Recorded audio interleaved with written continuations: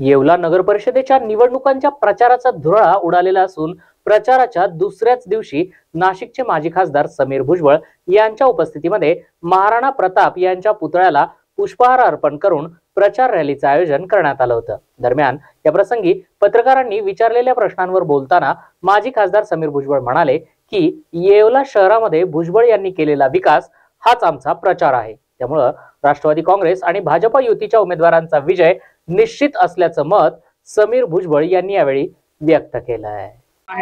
तुम्हाला चांगला प्रतिसाद मिळताना दिसतोय। एकीकडे साहेबांच्या प्रकृतीमुळे आज साहेब मुंबईत आहेत, परंतु तुम्ही एकटे खिंड लढवतायत, काय वाटतं?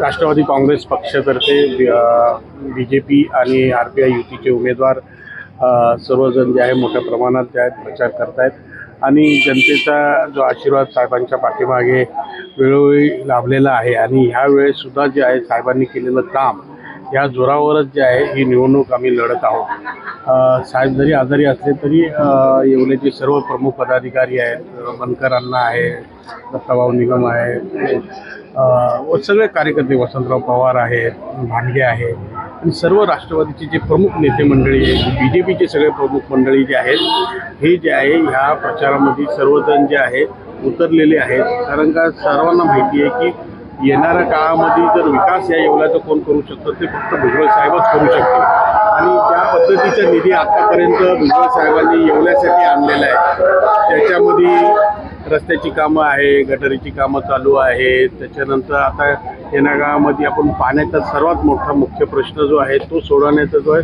जवळजवळ मार्गी लागलेला आहे। तर अशा पद्धतीने जे येवल्याच्या वाढीच्यासाठी आणि येवल्याच्या स्वच्छ येवला, सुंदर येवला, प्रगतिशील येवला हा नारा घेऊनच जे आहे आम्ही प्रचारामध्ये काम करतो। भाऊ, काय साहेब प्रचारात येण्याची शक्यता आहे की नाही? आज साहेब जे आहेत वचननाम्याचं जे आहे अनावरण जे आहे आज करणार आहेत आणि त्याच्यानंतर जो वचननामा सगळ्यांना तो मिळेल त्याच्यातून साहेबांनी त्याच्यामध्ये दिलेला संदेश आज सर्वांना बघायला मिळेल, वाचायला मिळेल आणि त्याच्यातून पुढे येणाऱ्या काळामध्ये काय कामं करायचे, काय साहेबांची दृष्टी आहे ह्या त्याच्या माध्यमातून सगळ्यांपर्यंत आम्ही पोहोचवणार। भाऊ, शेवटचा प्रश्न, एकीकडे एकनाथ शिंदे